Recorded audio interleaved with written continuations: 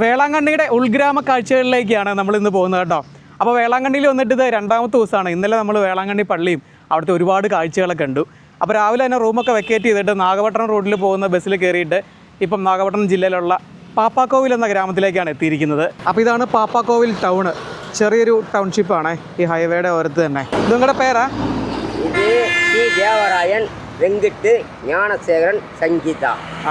മണിയിൽ. അപ്പോൾ അണ്ണതേ കുടിവെള്ളം വീട്ടിലേക്ക് കൊണ്ടുപോകുന്നതാണ് കേട്ടോ. സൈക്കിളിൽ 2 പ്ലാസ്റ്റിക് കുടങ്ങളാണ് ഇങ്ങനെ കയറ് കെട്ടി വെച്ച് ഇങ്ങനെയാണ് കൊണ്ടുപോകുന്നത് കേട്ടോ.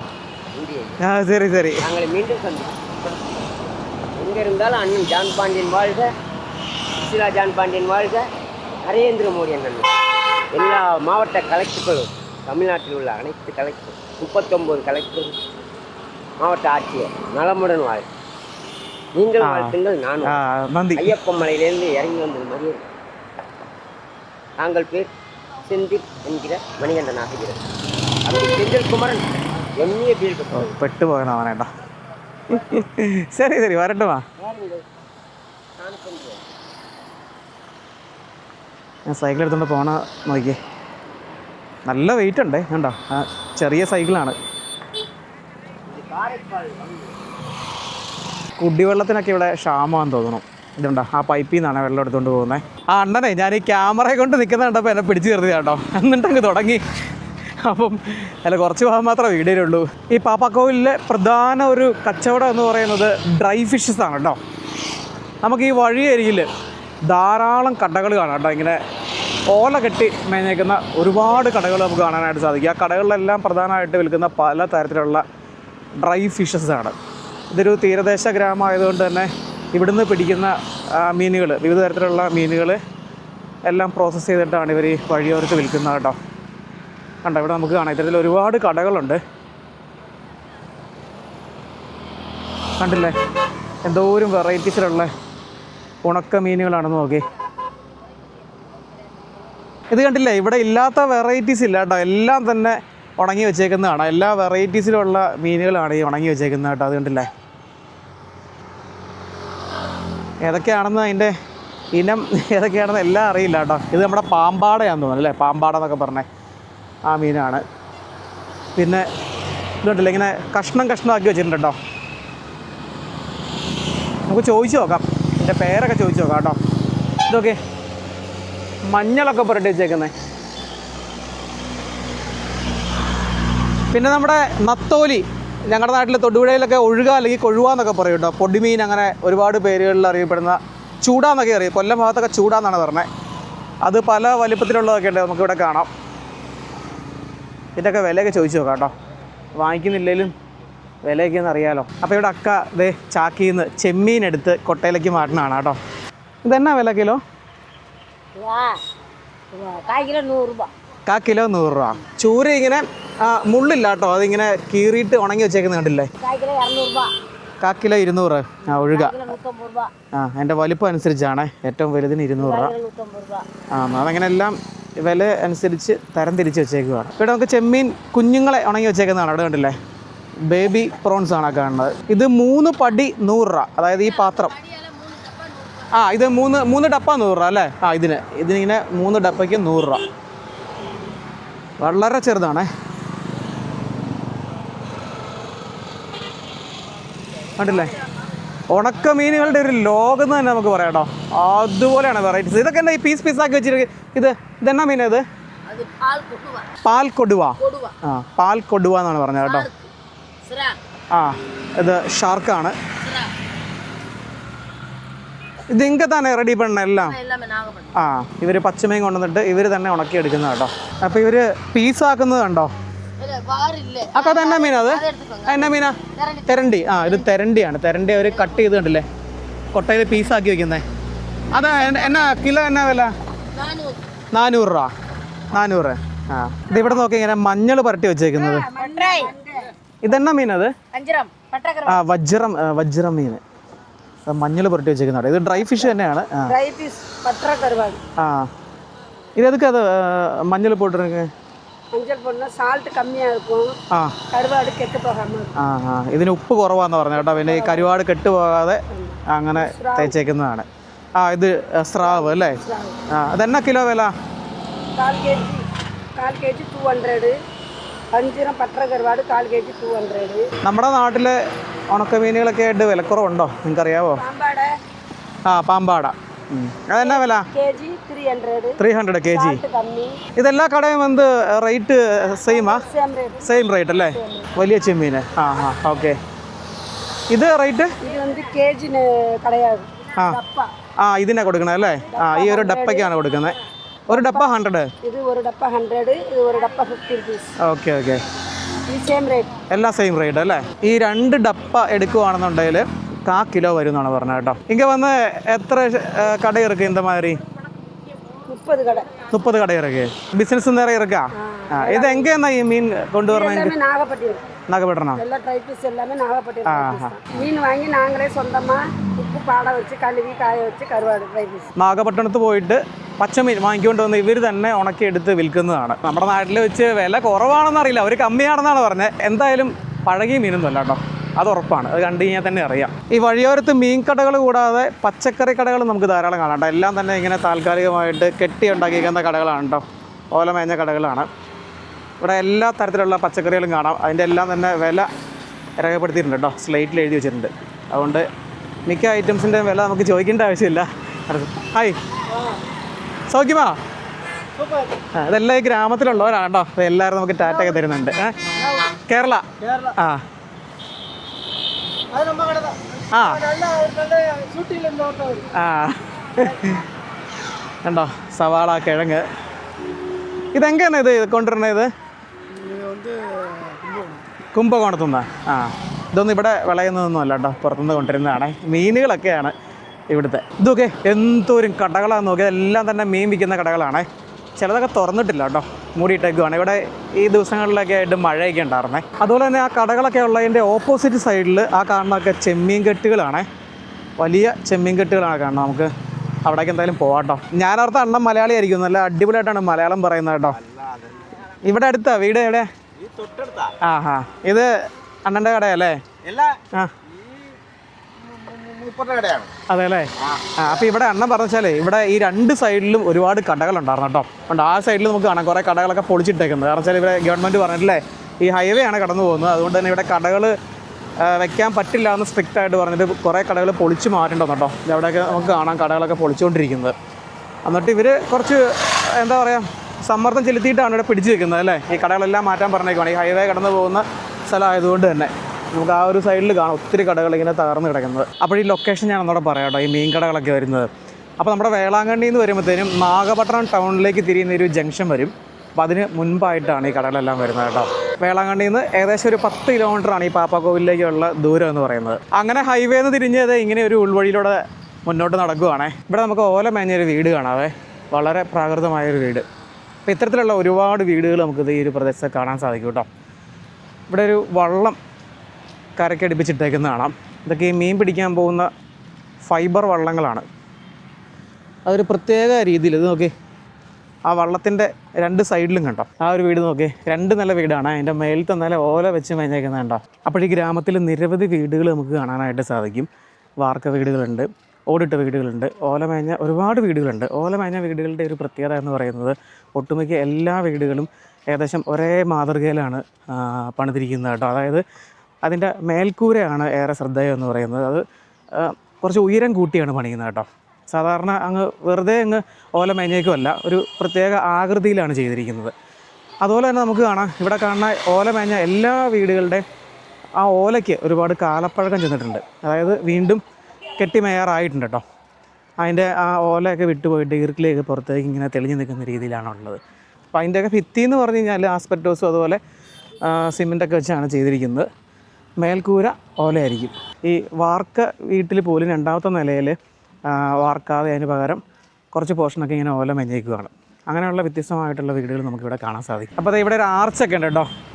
ഇതിൽ പോയി കഴിഞ്ഞാൽ ഇവിടെ ഒരു ദർഗ ഉണ്ടേ, പാപ്പാവൂർ ദർഗ എന്നാണ് ഇവിടെ ഉള്ളവർ പറയുന്നത് കേട്ടോ. ഈ ഊരിലെ ഒരു പ്രശസ്തമായൊരു ദർഗയാണ്. അപ്പോൾ ഇതിലെ ചെറിയൊരു തോടൊഴുകി പോകുന്നുണ്ട് കേട്ടോ. അതിനെ കുറുകെ ആയിട്ട് വെള്ളം കൊണ്ടുപോകാനായിട്ട് ആ പൈപ്പ് കടന്നു പോകുന്ന നോക്കി. ആ പൈപ്പ് ലീക്കാണ്, അതുകൊണ്ടല്ലേ വെള്ളം മൊത്തം തോട്ടിലേക്കാണ് പോകുന്നത്. ഈ തോടിൻ്റെ ഇരുകരകളിലായിട്ട് ഒരുപാട് ആളുകൾ താമസിക്കുന്നുണ്ട്, ധാരാളം വീടുകളുണ്ട്. അപ്പം അവിടേക്ക് വെള്ളം എത്തിക്കാനായിട്ടാണ് ഈ പൈപ്പ് ഇങ്ങനെ കടന്നു പോകുന്നത് കേട്ടോ. ഈ തോടിൻ്റെ കരയിലായിട്ട് വലിയൊരു കെട്ടിട സമുച്ചയം നമുക്ക് കാണാം കേട്ടോ. അപ്പോൾ അത് ഐസക് ന്യൂട്ടൻ്റെ പേരിലുള്ള വിദ്യാഭ്യാസ സ്ഥാപനങ്ങളാണ് കാണുന്നത്. അപ്പോൾ ഇവിടുത്തെ ഒരു വീട് നമുക്ക് കാണാവേ. ഇതിങ്ങനെ ഒരു ചെറിയൊരു വീടാണ് കേട്ടോ, കണ്ടില്ലേ, ഓല മേഞ്ഞേക്കുന്നതാണ്.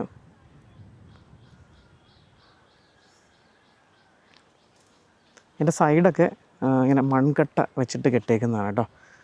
ഇതിൻ്റെ അകത്തേക്ക് പ്രവേശിക്കുന്ന വാതിലാണ് കാണുന്നത്. വാതിലെന്ന് പറഞ്ഞാൽ ഇത് കണ്ടില്ലേ, നമുക്കിങ്ങനെ കുനിഞ്ഞ് മാത്രമാണ് കയറാൻ സാധിക്കുകയുള്ളൂ.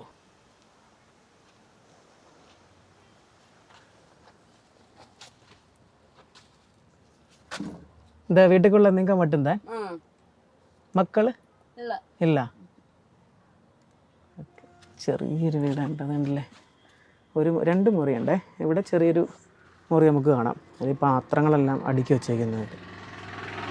ഇവിടെ എണീറ്റ് നിൽക്കാൻ പോലും പറ്റില്ല കേട്ടോ, നമ്മുടെ തല മുട്ടും. നിങ്ങ പേര്? ആരവല്ലി. നിങ്ങ വീട്ടുക്കുള്ള എത്ര വർഷം ആച്ച്? 30 വർഷം ആകും. ഇങ്ങനെ എന്ത് ബുദ്ധിമുട്ടിയാണ് അകത്ത് കയറണേ നോക്കി. അപ്പോൾ ഇവിടെയാണ് നമ്മൾ അന്വേഷിച്ച് വന്ന ദർഗ ഉള്ളത്. ഇത് ഇവിടെ 4 ഭാഷകളിലായിട്ട് എഴുതിച്ചിട്ടുണ്ട് കേട്ടോ. തമിഴ്, ഇംഗ്ലീഷ്, നമ്മുടെ മലയാളം, പിന്നെ അറബിക്. അപ്പോൾ ഇതാണ് ദർഗ. അപ്പോൾ ഈ സ്ഥലത്തിന് പാപ്പാക്കോവിൽ എന്ന് പേര് വരാനുള്ളൊരു കാരണം എന്നറിയോ, ഈ ദർഗ ആയിട്ട് ബന്ധപ്പെട്ടാണ് ആ പേര് ലഭിച്ചത് കേട്ടോ. ഹബീബ് അമ്മ എന്ന് പേരുള്ളൊരു മഹാനുണ്ടായിരുന്നു. അദ്ദേഹത്തിൻ്റെ പേരിൽ നിന്നാണ് ഈ പാപ്പാക്കോവിൽ എന്ന് പേര് വന്നത് കേട്ടോ. അതായത് പാപ്പാമ്മ എന്നൊക്കെയാണ് വിളിച്ചുകൊണ്ടിരുന്നത്. അങ്ങനെയാണ് ഈ സ്ഥലത്തിന് പാപ്പാക്കോവിൽ എന്നുള്ള പേര് വന്നത്. ஹபீப் அம்மா, செஹலாவுதீன், தஸ்தகிர் பாவா. இது நாங்கள் வந்து இது பாப்பா ஊர், பாப்பா கோயில்னு சொல்லுவாங்க. ஆனால் பாப்பா ஊர், இந்த ஊருக்கு பேர் பாப்பா ஊர். இங்கே வந்து ஹாஜா ஷேக் அலாவுதீன் டிஸ்ட்ரி வலியுல்லா அவங்க அடங்கியிருக்காங்க. அவங்களுக்கு நிறைய கராமத்துகள்லாம் உண்டு. இன்ஷா அல்லாஹ் அவங்க வந்து ஒரு 11 இடத்துல அவங்களுக்கு அடக்கஸ்தலம் இருக்குது. அதை கொண்டு அவங்களுடைய வழியில் வந்த சித்தினா ஹபீப் அம்மா அவங்களும் பக்கத்தில் அடங்கியிருக்காங்க. ஹாஜா தஸ்தகிர் பாவா மௌலானா சாஹிப் அவங்களும் அடங்கியிருக்காங்க. இந்த ஊரில் மிகப்பெரிய ஒரு சிறப்பு என்னென்னா, புள்ளி, சூனியம், ஏவல், பைத்தியம், மனக்கிறுக்கு, இந்த மாதிரி எல்லா விஷயங்களும் சரியாகுது. சொல்லப்போனால் செயின்லலாம் நிறைய பேர் கட்டியிருந்தாங்க. ஏர்வாடியில் ஒரு பிரச்சனை ஆகி அது இங்கேயும் அந்த பிரச்சனை வந்து அதில் சரியாயிடுச்சு. வருடம் மொஹரம் புற 10 உருசு சந்தனக்கூடு வைபவம் நடக்கும். இது வந்து 420க்கு மேலே போயிட்டுருக்கு. அப்படியே சேம் நாகூர் தான். நாகூரில் என்ன செய்வாங்களோ அதை விட அதே மாதிரி சேம் அப்படியே செய்வாங்க. அதுக்கப்புறம் அந்த சித்தினா ஹபீப் அம்மா அவங்களுக்கும் ஒரு சந்தனம் பூச வைப்பு நடக்கும். அதுலேருந்து 40 நாள் கழித்து இந்த சின்ன பாவாவுக்கு, தஸ்தகிர் பாவாவுக்கு ஒரு சந்தனம் பூசுவாங்க. இங்கே நல்ல ஒரு மிகப்பெரிய ஒரு சிறப்பு இருக்குது. அதை கொண்டு கேரளாக்காரங்க நிறைய பேர் இங்கே வந்து போவாங்க. வெளிநாட்டில் இருந்தெல்லாம் நிறைய பேர் இங்கே வருவாங்க. இது என்ன, கர்நாடகா, எல்லா நாட்டிலேருந்து எல்லா மாநிலங்கள்லேயும் இருந்து இங்கே வந்து போவாங்க. நாகூருக்கு வரவங்க கண்டிப்பாக இங்கே வந்துடுவாங்க. இந்த பாப்பாவூர் தர்காவுக்கு இந்து, முஸ்லீம், கிறிஸ்டின் அனைவரும் வந்து பயனடைவார்கள். எல்லோரும் அனைத்து சமுதாயத்தை சேர்ந்தவர்களும் இந்த ஊரில் வந்து எல்லா பிரச்சனைகளும் சரி பண்ணி கொண்டு இருக்காங்க. அது இல்லாமல் இங்கே வந்து ஏறத்தாழ வந்து ஒரு 150 பேர் மனநிலை பாதித்தவங்க, உடல்நிலை சரியில்லாதவங்க இந்த ദർഗയിൽ வந்து കണ്ടിന്യൂവായി തങ്ങിയിരിക്കാங்க. ഈ ദർഗയോട് ചേർന്നാണ് ഇവിടുത്തെ പോസ്റ്റ് ഓഫീസ്, പാപ്പാക്കോവിലിലെ പോസ്റ്റ് ഓഫീസ്. നാഗപട്ടണം ജില്ലയിൽ തന്നെ മലയാളികൾ ഉൾപ്പെടെ വിവിധ സമുദായങ്ങളിൽ നിന്ന് ഒരുപാട് പേര് സന്ദർശിക്കുന്ന പ്രശസ്തമായൊരു ദർഗയാണ് നാഗൂർ ദർഗ. അപ്പോൾ നാഗൂർ ദർഗ സന്ദർശിക്കുന്ന ഒരുപാട് പേര് ഈ ഒരു പാപ്പാക്കോവിൽ ദർഗയും സന്ദർശിക്കുന്നുണ്ടെന്നാണ് പറഞ്ഞത് കേട്ടോ. അതുപോലെ തന്നെ ഈ പാപ്പാക്കോവിൽ ദർഗ എന്ന് പറയുന്നത് അദ്ദേഹം പറഞ്ഞ പോലെ നൂറ്റാണ്ടുകൾക്ക് മുമ്പ് ജീവിച്ചിരുന്ന സൂഫി സന്യാസിമാരുടെ സമാധിയാണ്. പിന്നെ ഇവിടെ പ്രധാനമായും മാനസികമായിട്ടുള്ള അസുഖങ്ങളൊക്കെ ബാധിച്ചവരും സുഖമില്ലാത്തവരൊക്കെ ഇവിടെ വരുന്നുണ്ട്. ഇത് മുക്തി ലഭിക്കാനായിട്ടൊക്കെ വിശ്വാസമുള്ളവർ ഇവിടെ വരുന്നുണ്ടെന്നാണ് പറഞ്ഞത് കേട്ടോ. ഇതൊക്കെ ഈ ചെമ്മീൻ ഫാമിങ് നടക്കുന്ന ഏരിയ ആണ് കേട്ടോ. ഇത് വലിയൊരു ഏരിയ തന്നെ ഉണ്ട് കേട്ടോ ഇവിടെ. ഈ പാപ്പാക്കോവിൽ ഇതിന് ഭയങ്കര പേര് കേട്ടോ അല്ലേ, ചെമ്മീൻ ഫാമിങ്. ഇതാണ് വനാമി ഇടുന്ന സ്ഥലം. ഇതെല്ലാം കൂടി വനാമി എന്ന് പറഞ്ഞാൽ മറ്റേ ചെമ്മീൻ്റെ കൾച്ചർ ഫാമിങ്, വളർത്തിയെടുക്കുന്നത്, വളർത്തിയെടുക്കുന്നതാണ് ഈ വനാമി എന്ന് പറയുന്നത്. അത് ഒരു ചിലപ്പോൾ ഒരു 100 ദിവസം 120 ദിവസം സാധാരണ വളർത്തുന്നത്. വളർത്തുമ്പോൾ നമുക്കൊരു 100 കൗണ്ടിലിരുന്ന് 60 കൗണ്ട് 70 കൗണ്ട് അത് ആ കൗണ്ട് അനുസരിച്ച് റേറ്റ് കിടക്കും. ഇങ്ങനെ ഇപ്പം എന്നാ റേറ്റ് ഉണ്ട്? ഇപ്പോൾ നിലവിൽ 360 രൂപ. ഈ 360 അത് 60 കൗണ്ട് 70 കൗണ്ട് അങ്ങനെ വരും. ഫാമിങ് കൂടുതലുണ്ട്, ലക്ഷക്കണക്കിൽ ഉണ്ട്. ഏക്കർ ഓരോ ബോണ്ട് തന്നെ 1.5 ഏക്കർ 2 ഏക്കറാണ്. 1 ഏക്കറാകുമ്പോൾ ഇപ്പോൾ ഇതെല്ലാം 1 ഏക്കർ 1.5 ഏക്കർ 2 ഏക്കറുള്ള ഫാം. ഓരോരോ ഫാമും 2 ഏക്കർ 3 ഏക്കർ അങ്ങനെ ആവും. ഈ ചെമ്മീനെ കാണാൻ പറ്റില്ല അല്ലേ, എല്ലാം ഇതിൻ്റെ അകത്തല്ലേ? இது முடியணும். இப்போ மார்ச் எண்டில் தான் இனிமேல் அதை சீட் பண்ணுவாங்க. மார்ச் லாஸ்ட் ஆகும்போது சீடை விடும். அதான டைம். മാർച്ച് ലാസ്റ്റ് ആകുമ്പോൾ ഓക്കെ എല്ലാം ക്ലിയറായി വിടുന്നതാണ്. ഇവിടെ നമുക്ക് ഈ ഒരു സൈഡിൽ ഒഴുകുന്ന ഇത് കണ്ടില്ലേ, ഈ റിവറിൽ ഇത് ഫ്രഷ് വാട്ടറാണ്.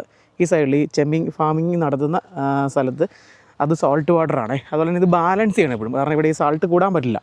അങ്ങനെ ഏതെങ്കിലും കാരണവശാൽ അത് കൂടുകയാണെന്നുണ്ടെങ്കിൽ അത് റെഗുലേറ്റ് ചെയ്യാനായിട്ട് ഇവിടുത്തെ ഈ വാട്ടർ ഫ്രഷ് വാട്ടർ എടുത്തിട്ട് അത് മിക്സ് ചെയ്യും. ഈ ഫ്രഷ് വാട്ടർ ഈ ചെമ്മീൻ ഫാമിലേക്ക് പമ്പ് ചെയ്തെടുക്കാനായിട്ട് സ്ഥാപിച്ചേക്കുന്ന മോട്ടോർ പേരുകളാണ് ഈ കാണുന്നത്. അതുകൊണ്ട് വലിയ മോട്ടറുകൾ അത് സ്ഥാപിച്ചേക്കുന്നത് നമുക്ക് കാണാം. നമുക്ക് എത്ര വണ്ണത്തിലുള്ള പൈപ്പുകൾ പോകുന്നത് നോക്കി, അവിടുത്തെ വെള്ളം അടിച്ചെടുക്കാൻ വേണ്ടിയിട്ടാണ്. അതെ അല്ലേ? കറണ്ട് ഇല്ലെങ്കിൽ ഈ ജനറേറ്റർ ഓപ്പറേറ്റ് ചെയ്തിട്ടാണ് ഇതിൻ്റെ പവറൊക്കെ എടുക്കുന്നത് കേട്ടോ. ഒക്കെ വലിയ ജനറേറ്ററുകൾ നമുക്ക് കാണാം. ഈ ഫാമിൽ അമോണിയയുടെ അളവ് കൂടിക്കഴിഞ്ഞാൽ ചെമ്മീൻ ചത്തു കൂട്ടും. അതുകൊണ്ട് കുഞ്ഞുങ്ങളൊക്കെ അതുകൊണ്ട് തന്നെ അത് നിയന്ത്രിക്കാൻ വേണ്ടിയിട്ടാണ് അതിന് പറഞ്ഞാൽ എയറേറ്റർ. ഓക്കെ, ഇങ്ങനെ എയർ ഉൽപ്പാദിപ്പിച്ചത് കൺട്രോൾ ചെയ്ത് നിർത്താൻ വേണ്ടിയിട്ടാണ്. അങ്ങനെയുള്ള ഒരുപാട് ഉപകരണങ്ങൾ നമുക്ക് ഈ ഫാമിൻ്റെ അകത്തായിട്ട് കാണാം കേട്ടോ. ഈ എന്ത് ഏരിയ നോക്കി, ഇത് കംപ്ലീറ്റ് ഈ കാണുന്ന ഏരിയ കംപ്ലീറ്റ് ഈ ഫാമിംഗ് ആണ് കേട്ടോ. ഈ ചെമ്മീൻ ഇവിടുന്ന് പിടിക്കുന്ന ടൈമിൽ ഇവിടെ വന്ന് വലിയ കമ്പനികളൊക്കെ വന്നിട്ട് ഇവിടുന്ന് ബൾക്കായിട്ട് എടുത്തുകൊണ്ട് പോകട്ടെ. അതുപോലെ തന്നെ ഈ സീഡ് കൊണ്ടുവരുന്നത് ചെന്നൈ ഭാഗത്തു നിന്നാണ്, ചെന്നൈ കൽപ്പാത്തം ഭാഗത്തു നിന്നാണ് ഇതിൻ്റെ സീഡ് കൊണ്ടുവരുന്നത് കേട്ടോ. അങ്ങനെ കൊണ്ടുവന്ന് ഇവിടെ ലാർജ് സ്കെയിലിൽ ഉൽപ്പാദിപ്പിക്കുകയാണ് ചെയ്യുന്നത്. ഈ പാപ്പാക്കോവിലിൽ ഈ ചെമ്മീൻ കൃഷി മാത്രമല്ല, വലിയ നെൽപ്പാടങ്ങളും പാടശേഖരങ്ങളുണ്ട്. വലിയ രീതിയിലുള്ള പാടശേഖരങ്ങൾ നമുക്ക് കാണാനായിട്ട് സാധിക്കും പാപ്പാക്കോവിലിൽ. അതുപോലെ സിക്കൽ എന്ന് പറഞ്ഞ സ്ഥലമൊക്കെ ഉണ്ട്. അവിടെയൊക്കെ മെയിനായിട്ടും പാടശേഖരങ്ങളാണ്, വലിയ പാടശേഖരങ്ങൾ. ഇപ്പോൾ ഇവിടെ ഈ നെൽകൃഷി കഴിഞ്ഞൊരു ടൈമാണ് കേട്ടോ. അതുകൊണ്ട് തന്നെ ഈ പാടത്തേക്ക് ആടുകളെ തീറ്റാനായിട്ട് ഇറക്കുന്നത് കാണാം. വലിയ ആട്ടും കൂട്ടങ്ങൾ കണ്ടില്ലേ പോണേ, എൻ്റെ പൊന്നെ, ആടിനെ മേച്ചുകൊണ്ട് പോകണ കണ്ടില്ലേ. അത്രയും ആട്ടും പറ്റങ്ങളെ നയിക്കാനായിട്ട് 2 പേരാണ് ഉള്ളത് കേട്ടോ. എൻ്റെ പൊന്നെ, അവരാ പറ്റായിട്ട് കണ്ടല്ലോ, ഒരു ഓർഡറിൽ അങ്ങ് നടന്നു പോകുന്ന നോക്കി. ഇവിടെ ധാരാളം കരിമ്പനകളും നമുക്ക് കാണാം കേട്ടോ. ആട്ടും പറ്റങ്ങളങ്ങ് നടന്നു പോകും കേട്ടോ. അപ്പോൾ അവരുടെ പുറകെ പോയി കഴിഞ്ഞാൽ നമ്മൾ കിലോമീറ്ററുകൾ നടന്നു പോകേണ്ടി വരും. 160 മൊത്തം 160 ആടുകളുണ്ട്. എന്താ ആട് മൊത്തം എന്താ ഒരാളുടെയാ? ഓണർ വേറെ അല്ലേ? ഓണർ വേറെയാണ് കേട്ടോ. ഇവർ തീറ്റിക്കാനായിട്ട് കൊണ്ടുവന്നിരിക്കുന്നതാണ്. സെമ്മരിയാടാ? സെമ്മരിയാടിൻ്റെ ഇനത്തിൽ പെടുന്നതാണ്. ഇവിടെ കുറച്ച് നമ്മുടെ നാട്ടിലുള്ള നാടൻ ആടുകളെയും കുറച്ച് കാണാം. കാരണം കൂടുതലും ചെമ്മരിയാടുകളാണ്. നിങ്ങളുടെ പേര്? രാജ. ഇതാണ് നിങ്ങളുടെ വേല? ഇത് തൊഴിൽ. ഇവിടെ എല്ലാം ഉണ്ട് കേട്ടോ. ചെമ്മീൻ കൃഷി, നെൽകൃഷി, ആട് കൃഷി. ഇവിടെ അത്രമാത്രം ആടുകളുണ്ടെന്നാണ് പറഞ്ഞത് കേട്ടോ. കരിമ്പനകളുണ്ട് ധാരാളം. ഉൾഗ്രാമ കാഴ്ചകൾ എത്ര കണ്ടാലും മതി വരില്ല കേട്ടോ. നാഗപട്ടണം മെഡിക്കൽ കോളേജാണ് ഈ കാണുന്നത്. 2 സൈഡിലും ഉണ്ടേ. ഓക്കെ, ഇത് മെഡിക്കൽ കോളേജും എല്ലാം കൂടെ ഇൻസ്റ്റിറ്റ്യൂഷൻസ് എല്ലാം കൂടെ കൂടിയതാണ് കേട്ടോ. വലിയൊരു ഏരിയ ആണല്ലേ. നാഗപട്ടണം മെഡിക്കൽ കോളേജ് ഇരിക്കുന്ന ഈ ഒരു സ്ഥലത്തിൻ്റെ പേരാണ് ഒരത്തൂർ. ഇതൊക്കെ നേരത്തെ ഈ പാടമായിരുന്നില്ലേ, നെൽപ്പാടങ്ങളായിരുന്നല്ലേ? ഓക്കെ.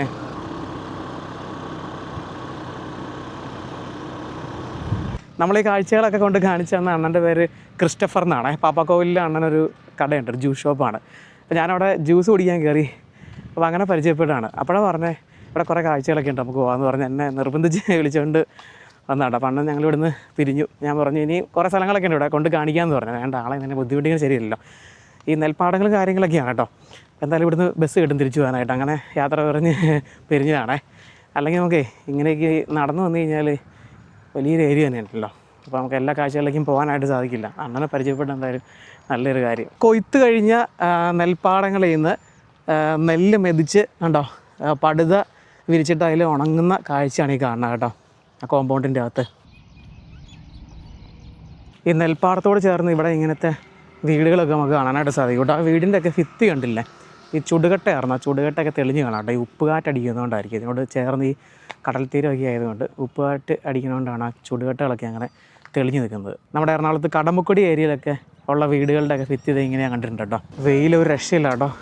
കഠിനമായിട്ടുള്ള ചൂടാണ് അനുഭവപ്പെടുന്നത്. ഇതൊക്കെ മുമ്പ് കണ്ട പോലത്തെ ഒരു വീട്. ഈ വീടിൻ്റെ സൈഡിൽ കൂടെ നമുക്ക് ഈ പാടശേഖരത്തേക്ക് ഇറങ്ങാം കേട്ടോ.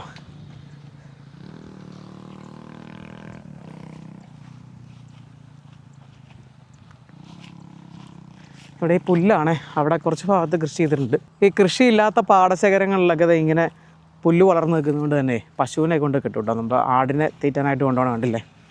ഇങ്ങനെയുള്ള പാടശേഖരങ്ങളൊക്കെ കാണുമ്പോൾ ഓർമ്മ വരുന്നത് സ്കൂൾ അടയ്ക്കുന്ന ടൈമിൽ, മാർച്ച് ടൈമിലൊക്കെ നമ്മൾ ഈ കൊയ്ത്ത് കഴിഞ്ഞ പാടശേഖരങ്ങളിലൊക്കെ പോയിട്ട് ഈ പിച്ചൊക്കെ ഉണ്ടാക്കില്ലേ ക്രിക്കറ്റ് കളിക്കാനായിട്ട്. അവിടുന്ന് കയറുന്ന ഒരു സമയം ഇല്ലായിരുന്നല്ലോ.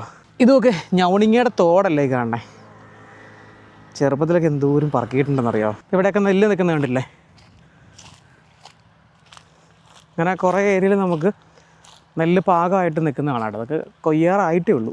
ആ പച്ചപ്പ് മാറിയിട്ടില്ല കേട്ടോ. ഇത് നിങ്ങളുടെ വീടാ? ഇതൊക്കെ ഒരു കാലത്ത് വലിയ പാടശേഖരങ്ങളായിരുന്നു കേട്ടോ ഇവിടെയൊക്കെ മൊത്തം. ഇത് വീടാ ഇത്? ആ, പൊളിഞ്ഞു പോയതാണ് കേട്ടോ. ഉണ്ടോ? ആട്ടിൻതൊഴുത്തും അതിനോട് ചേർന്ന് വീടും കാണാം.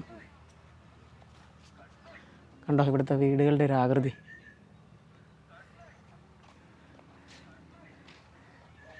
ആ ഏരിയയിലൊക്കെ ഒരുപാട് വീടുകൾ കാണാം കേട്ടോ നമുക്ക്. അതിനോട് ചേർന്നൊരു കുളമുണ്ടല്ലേ. കൃഷിയായിട്ട് ബന്ധപ്പെട്ട് പണിയെടുക്കുന്നവരാണ് ഈ ഗ്രാമത്തിൽ കൂടുതലുള്ളവരും. പിന്നെ നമ്മൾ കണ്ടപോലെ ചെറിയ കച്ചവടങ്ങൾ ചെയ്യുന്നവർ, അതുപോലെ തന്നെ മത്സ്യബന്ധനം നടത്തുന്നവർ, അതൊക്കെയാണ് ഇവരുടെ തൊഴിലെന്ന് പറയുന്നത് കേട്ടോ. അതുപോലെ തന്നെ ഈ വീടുകളുടെയൊക്കെ പുറത്ത് അങ്ങനെ അധികം ആരെയും ഒന്നും കാണുന്നില്ല കേട്ടോ. ഇവിടെ നമുക്ക് ആ പാടശേഖരത്തോട് ചേർന്ന് ഒരു ചെറിയൊരു ആമ്പൽക്കുളം കാണാവേ. ആമ്പലൊക്കെ കൂമ്പി നിൽക്കുകയാണ് കേട്ടോ. ഇതുണ്ടല്ലേ, തമിഴ്നാട്ടിൽ എവിടെ പോയി കഴിഞ്ഞാലും ഇത്തരത്തിലുള്ള മുൾച്ചെടികൾ വളർന്ന് മുൾമരങ്ങളായിരിക്കുന്നതാണ് കേട്ടോ. നമ്മളൊക്കെ നടന്നു പോകുകയാണെന്നുണ്ടെങ്കിൽ നമ്മളങ്ങ് പിടിച്ച് നിർത്തും. ജീൻസിലൊക്കെ ഉടക്കി കഴിഞ്ഞാൽ ഭയങ്കര പാടാണ് വിട്ടു പോരാനായിട്ട്. അതുപോലെ തൊടാൻ പറ്റില്ല കേട്ടോ. തണ്ടിലൊക്കെ കയ്യിൽ കുത്തിക്കയറും. അപ്പോൾ ഈ പാപ്പാക്കോവിൽ ഗ്രാമത്തിൻ്റെ നല്ലൊരു ഏരിയയിലും പണ്ട് വളരെ വ്യാപകമായിട്ട് നെൽകൃഷി ഉണ്ടായിരുന്നു കേട്ടോ. അപ്പോൾ 2004 സുനാമി ഉണ്ടായില്ലേ. അപ്പോൾ സുനാമി ഉണ്ടായപ്പോഴത്തേനും കടൽ ജലം ഈ പാടശേഖരങ്ങളിലേക്ക് കയറിയിട്ട് നല്ലൊരു ശതമാനം നെൽകൃഷി നശിച്ചുപോയി. ഈ ഉപ്പ് രസം ഉള്ളതുകൊണ്ട് തന്നെ പിന്നീട് അവിടെ നെൽകൃഷി ചെയ്യാൻ പറ്റാത്തൊരവസ്ഥ ഉണ്ടായി കേട്ടോ. അപ്പം അങ്ങനെ ഉള്ള നല്ലൊരു ശതമാനം ഏരിയയിലും പിന്നീട് ചെമ്മീൻ ഫാമിങ് വ്യാപകമായിട്ട് ആരംഭിച്ചു. അതിന് മുന്നേ ഈ ഏരിയയിലൊക്കെ, ഈ ഗ്രാമങ്ങളിലൊക്കെ ഈ നെൽകൃഷിയും അതുപോലെ ചെമ്മീൻ ഫാമിങ്ങും ഒക്കെയാണ് പേര് കേട്ടോ. അതുപോലെ സിക്കൽ എന്ന് പറഞ്ഞൊരു ഗ്രാമമുണ്ട്. സിക്കലിൽ ഇപ്പോൾ ചെന്നാൽ നമുക്ക് വലിയ പാടശേഖരങ്ങളൊക്കെ കാണാനായിട്ട് സാധിക്കും. അപ്പോൾ നല്ലൊരു ശതമാനം പാടശേഖരങ്ങൾക്കും പറ്റിയൊരു പ്രശ്നം അതാണ് ഈ കടൽ ജലം കയറിയിട്ട്. അതുപോലെ ഈ കടൽ വെള്ളത്തിൻ്റെ കൂടെ തന്നെ ഈ മണലും പിന്നെ ചെളിയൊക്കെ അടിഞ്ഞിട്ട് ഈ പാടശേഖരങ്ങളുണ്ടായിരുന്ന ക്ലേ മൂടിപ്പോയി. അപ്പോൾ അതുകൊണ്ടും ഇവർക്ക് പിന്നീട് കൃഷി ചെയ്യാൻ പറ്റാത്ത അവസ്ഥ വന്നു കേട്ടോ. അപ്പം അങ്ങനെയുള്ള കുറേ ഏരിയയിലൊക്കെ വെറുതെ കിടക്കണതാണ് കുറേ ഏരിയയൊക്കെ കൃഷി ചെയ്യാതെ. പിന്നെ നല്ലൊരു ശതമാനം ഏരിയയും ഈ ചെമ്മീൻ ഫാമിങ്ങിനായിട്ട് ഇവർ തിരഞ്ഞെടുത്ത് അങ്ങനെ ചെമ്മീൻ കൃഷിയും നടത്തി കൊണ്ടുപോവാണ് കേട്ടോ. ഊണ് കഴിക്കാനായിട്ട് ഇങ്ങനെ ഒരു ഹോട്ടലുണ്ട്. ഇവിടെ ഈ ഏരിയയിൽ ഹോട്ടലൊക്കെ ഭയങ്കര കുറവാണ്. നമ്മൾ ചുള്ളിലേക്ക് കയറി പോകുന്നില്ലേ. സാപ്പാട് എടുക്കാ ഊണ് ഇത് സാപ്പാട് റൈസ് ചിക്കൻ റൈസ് ഉള്ളു. നമ്മുടെ ഊണില്ല എന്നതാണ്. Fried rice, plain rice, fish curry മീലില്ല ഇല്ല. എന്നാൽ ചിക്കൻ റൈസ് എന്ന് പറഞ്ഞാൽ നമ്മുടെ ഫ്രൈഡ് റൈസ്. ആദ്യത്തെ മുട്ട ചെക്കി എടുക്കുവാണേ. എന്നാൽ ரொம்ப സ്പൈസി വേണ്ട, ഒരു മീഡിയം സ്പൈസി മതി. ഒരു മുളക് പൊടി ഇടും കേട്ടോ. ഈ കാണുന്ന പൊടികളെല്ലാം ഇതിൽ വാരിയിടാനുള്ളതാണ്. അതായത് കുറച്ച് പച്ചക്കറികളൊക്കെ കട്ട് ചെയ്ത് വെച്ചേക്കണ ഇട്ടു. ക്യാബേജും ക്യാരറ്റും. സാപ്പാട് കിടയാതെ ഇല്ല. ആ കേട്ടോ, ചിക്കൻ ചെറിയ പീസാക്കി ഇങ്ങനെ കട്ട് ചെയ്ത് വെച്ചേക്കുന്ന എടുത്തിട്ട് കേട്ടോ. ആ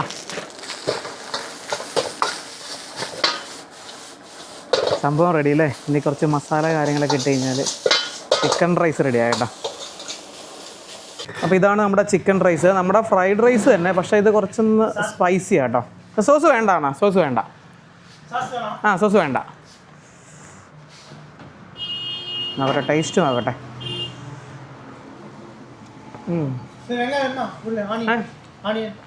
ഓണിയൻ കുറച്ച് കുഴപ്പമില്ല കേട്ടോ. അതിൻ്റെ ടേസ്റ്റൊക്കെ ഉണ്ട്. തമിഴ്നാട്ടിലൊരു മെയിൻ ഐറ്റം ആണേ. അയ്യോ അത് കഷ്ടമായിട്ടോ, അവരാ കൈ കാണിച്ചിട്ട് ആ ബസ് നിർത്തിയില്ല. അത് നോക്കിയാൽ അപ്പോൾ ഒരു വെയിലത്തെ കുഞ്ഞി കൊച്ചിനെ കൊണ്ട് നടന്നു പോകണമില്ലേ. അപ്പോൾ എനിക്കിനി ബസ് കിട്ടണമെന്നുണ്ടെങ്കിൽ ഈ റോഡിൽ കൂടെ ഒത്തിരി നടക്കണമെന്ന് തോന്നുന്നു. ഇവിടെ ഒന്നും ബസ് നിർത്തില്ല കേട്ടോ.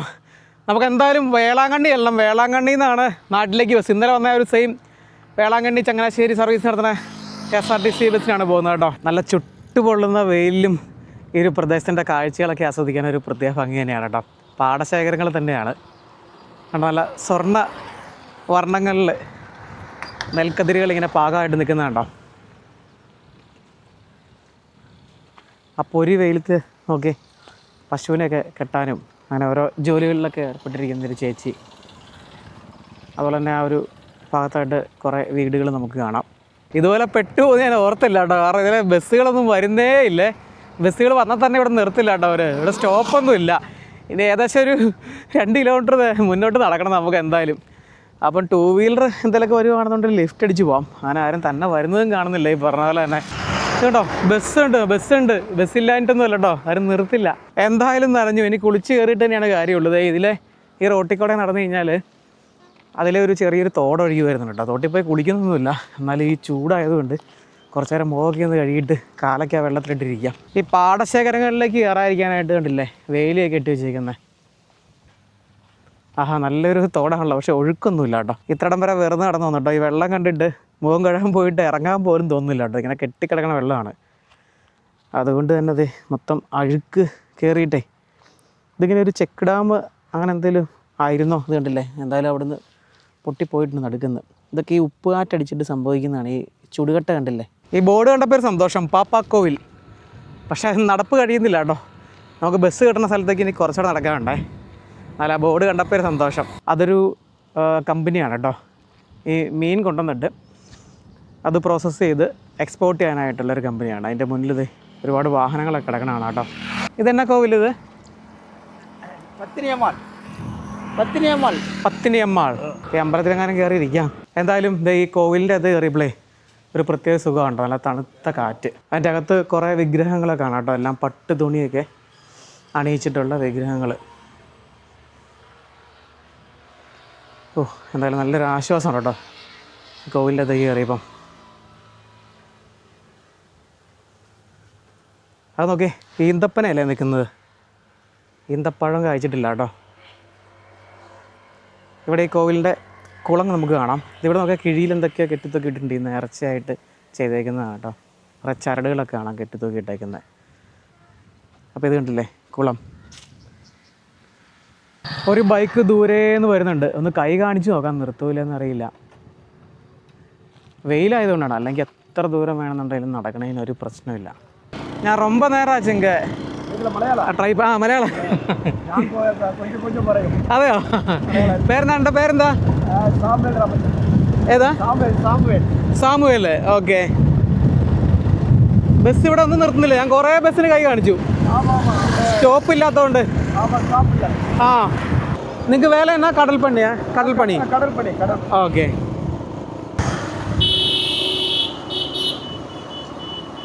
ഓക്കെ, ശരി അണ്ണാ.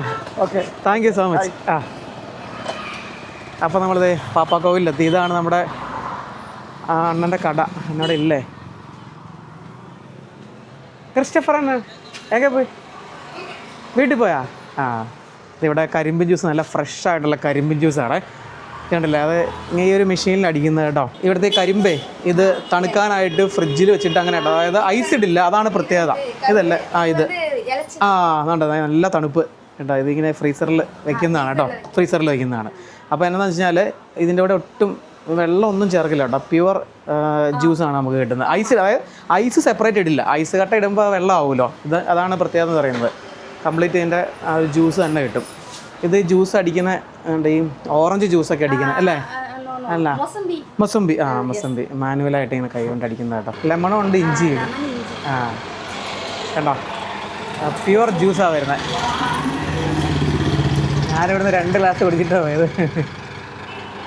വെയിലേ സഹിക്കാൻ പറ്റുന്നില്ല. അപ്പോൾ ഇതിൻ്റെ നേരെ ഓപ്പോസിറ്റാണ് ബസ് സ്റ്റോപ്പ്. അപ്പോൾ അവിടുന്ന് ആണ് വേളാങ്കണ്ണിക്ക് ബസ് കിട്ടുന്നത്. അപ്പോൾ ഇതാണ് കരിമ്പ് ജ്യൂസ്. നല്ല മധുരമാണ് കേട്ടോ, പ്യുവർ ജ്യൂസ് ആയതുകൊണ്ട് തന്നെ. ജ്യൂസിന് 25 രൂപയാണ് കേട്ടോ. നാഗപട്ടണം ഭാഗത്തു നിന്ന് വേളാങ്കണ്ണിക്ക് പോകുന്ന ബസ്സൊക്കെ ഈ പാപ്പാക്കോവിലിൽ നിർത്തും കേട്ടോ. അപ്പോൾ ബസ് വരും, എന്തായാലും ബസ് കയറിയിട്ട് വേളാങ്കണ്ണി ഇറങ്ങണം. അവിടുന്ന് 2:30-ക്കാണ് നാട്ടിലേക്കുള്ള ബസ്. ഇപ്പോൾ 1:45 ബസ് മിസ്സായ പണി പാളും കേട്ടോ. പിന്നെ ബുക്ക് ചെയ്തേക്കുന്നതാണ്, നമ്മളെ വിളിക്കാതെ പോകില്ല. ഇവിടുന്ന് ഒരു 20 മിനിറ്റ് മതി, എന്തായാലും എത്തും. അപ്പോൾ വീഡിയോ അവസാനിക്കുവാണ്. പുതിയ കാഴ്ചകളും വിശേഷങ്ങളൊക്കെ ആയിട്ട് അടുത്ത വീഡിയോയിൽ കാണാം.